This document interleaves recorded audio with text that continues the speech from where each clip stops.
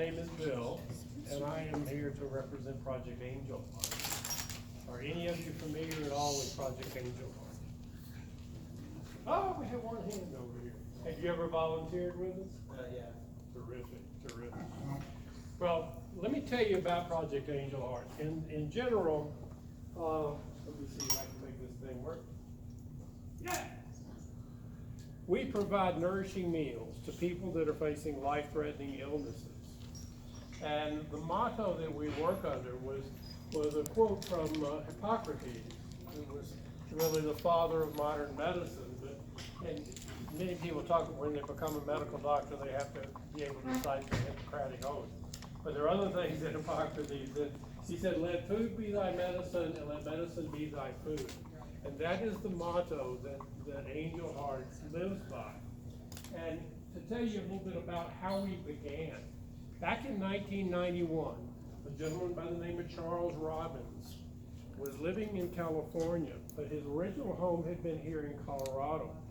When he came back to Colorado, he found that a number of his friends who were suffering from HIV and AIDS were starving to death because they had no access to nourishing meals.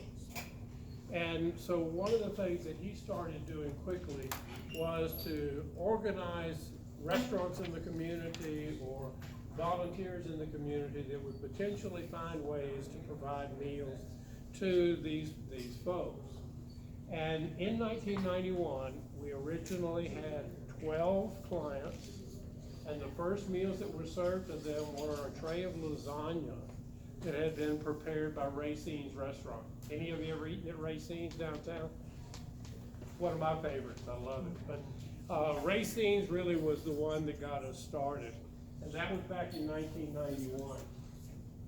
Today, we are on the verge of preparing and delivering our 7 millionth meal.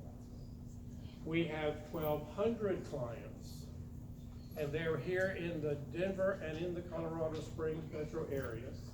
We deliver 7 nourishing meals to each of those clients, and many of those clients who also need supplemental meals or need breakfast as well as a dinner meal.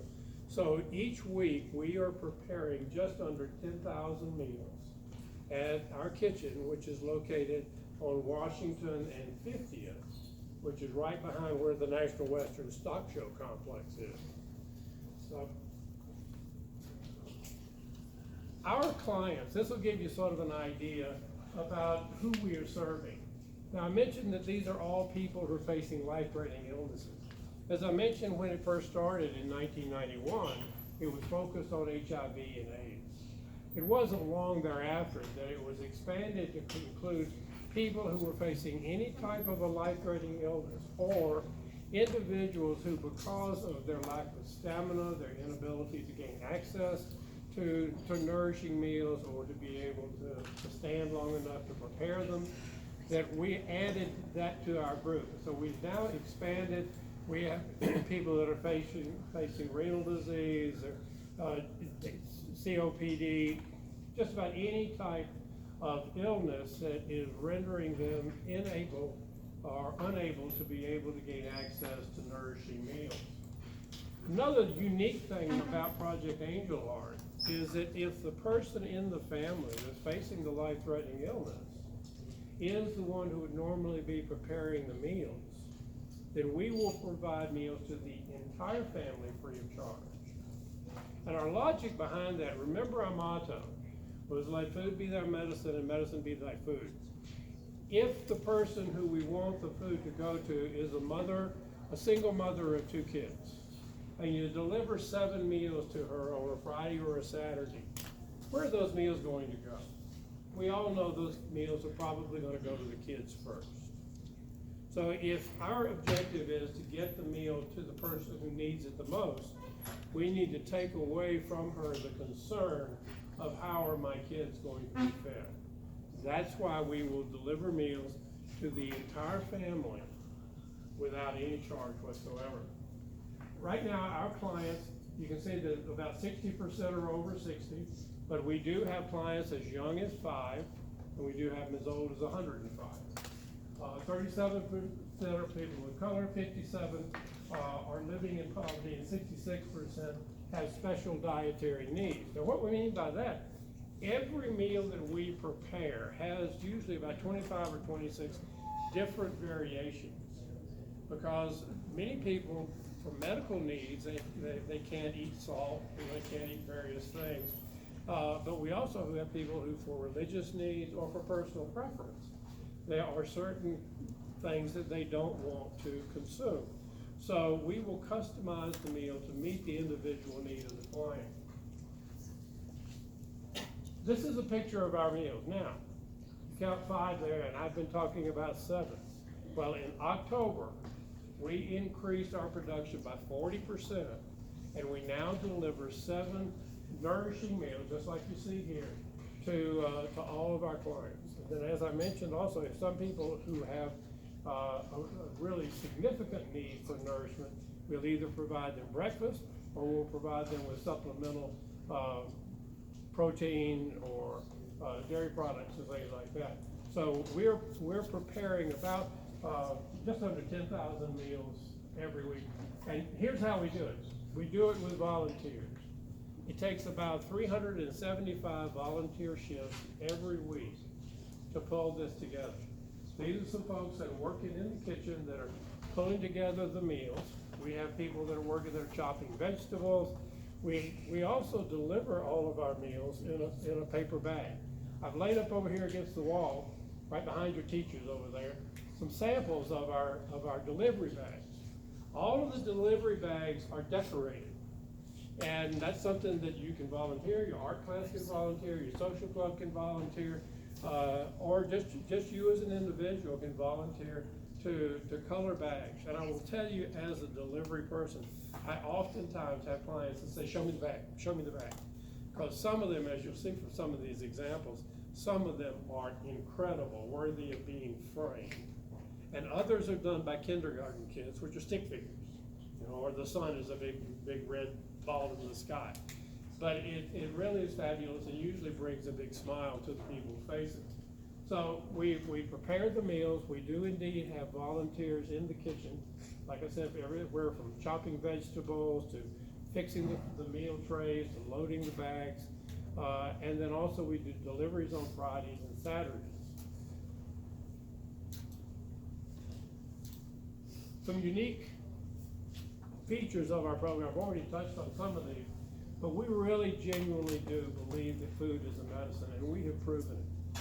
We have done studies that show that by giving these nourishing meals, that we have seen our clients almost 100%, the 96 plus percentile, where their physical condition has improved, or their energy level has improved, or their overall stamina has improved by being able to have access to nourishing meals.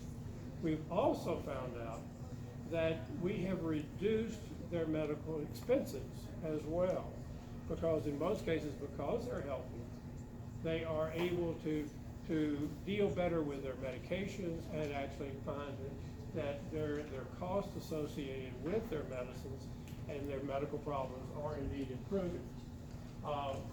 As I said earlier, all the meals are delivered free of charge. We depend upon fundraisers in order to get, we've got about a $5 million a year budget, which for delivering 10,000 meals a week, think about that for a minute, that's an incredibly small budget. So we're getting a great deal of food donated by grocery stores, by the Food Bank of the Rockies, but we also depend very heavily on cash donations from people as well.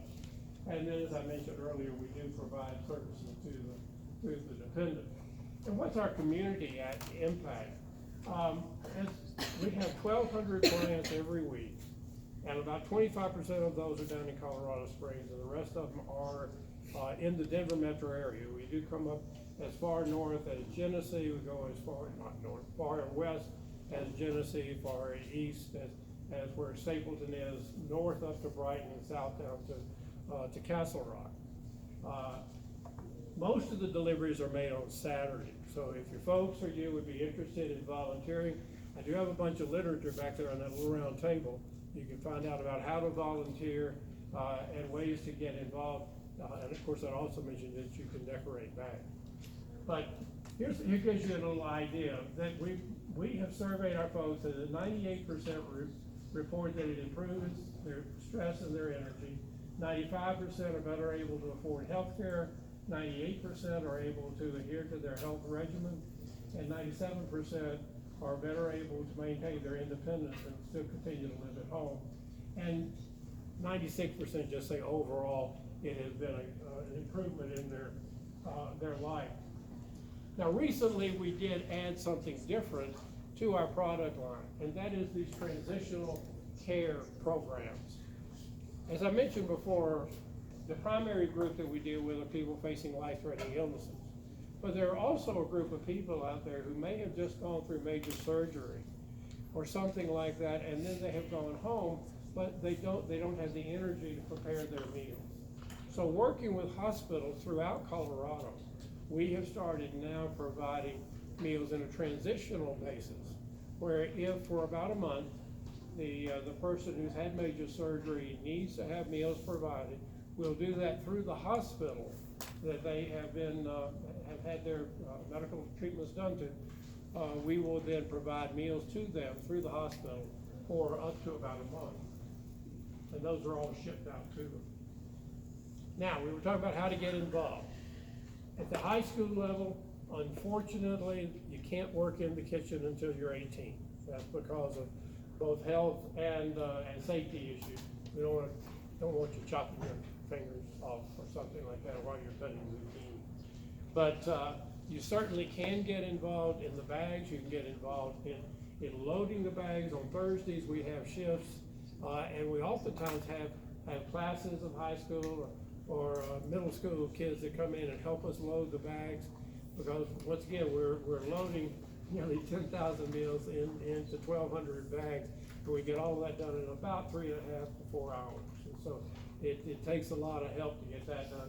But there are a number of different ways that you can volunteer with us. We do indeed get donations. We have 3 major fundraisers. I think it's 3, maybe there's 4. I got to think through. Let me go through them. Dining Out for Life, which is usually in March. There are about 350 restaurants in the Denver metro area that for that night, they will donate 25% of their revenue to Project Angel Heart. That's a biggie. We normally get about $350,000 to $400,000 off of that fundraiser alone. Then in the fall, we have our Taste for Life, which is an activity where several of the restaurants in the Denver metro area, the big 4-star fancy restaurants, they will bring, they'll set up down to the Hyatt Regency downtown, and they set up and give you a taste of some of their top meals. There's also a big private auction or silent auction, and that also gains us about $500,000 each year in that. Then at Thanksgiving, we do our pie in the sky. We have pecan, pumpkin, cherry, and apple pies that we sell for Thanksgiving. We just, this year we sold out at 4,500 pies. And then we also participate in the Colorado Gives campaign, and we got about $115,000 just last week through that program. So in order to reach our $5 million program cost, most of it does come from donations. We do have some grants, but much like one of the earlier speakers said, we don't get any money from the federal government other than whatever grants we might be able to secure. So that tells you about Project Angel Heart. As I mentioned, there is some material back there on the back table, and I have more if we run out of it back there. And I guess we're about ready for Q&A. So I'll just turn it back over. There you are. I'll turn it back over.